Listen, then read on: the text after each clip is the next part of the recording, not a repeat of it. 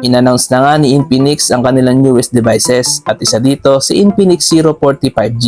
Ang smartphone na to ay available na sa Malaysia for pre-order pero wala pa tayong balita kung kailan siya dadating dito sa atin. At kung gusto nyo malaman ang estimated price nito, panoorin nyo lang ang buong video.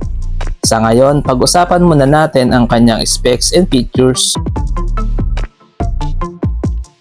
Meron siyang 6.74-inch Full HD Plus Curved AMOLED display with 1080 by 2436 pixel resolution.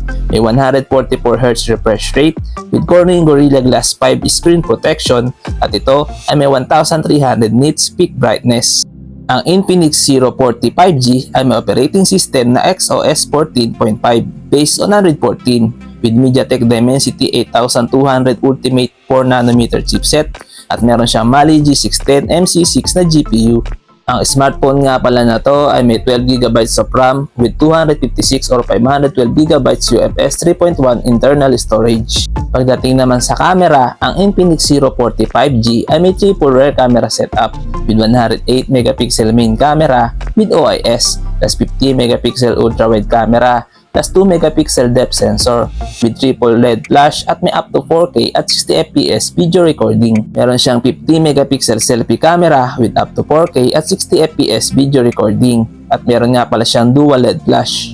Sa kanya naman battery, meron itong 5000 mAh battery capacity with 45W wired fast charging, 20W wireless charging, and 10W reverse wired charging at ito ay may bypass charging 2.0.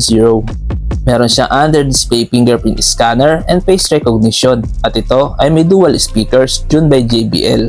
Sa dimensions, meron siyang 164.3 by 74.8 by 7.9mm at may timbang na 195 grams with IP54 dust and splash resistance at ito ay may dual SIM. Sa connectivity, meron siyang 5G, Wi-Fi 6E, Bluetooth, GPS, NFC, IR Blaster, FM radio, OTG, and USB Type-C. Ngayon naman guys, dito na tayo sa kanyang estimated price.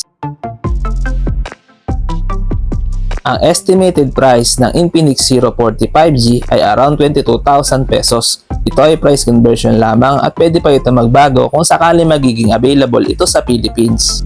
Ano sa tingin nyo guys? Sulit ba ang Infinix Zero 40 5G? Please comment down below. Nga pala guys, kung nagustuhan nyo ang video natin ngayon, please like, share, and subscribe. Maraming salamat!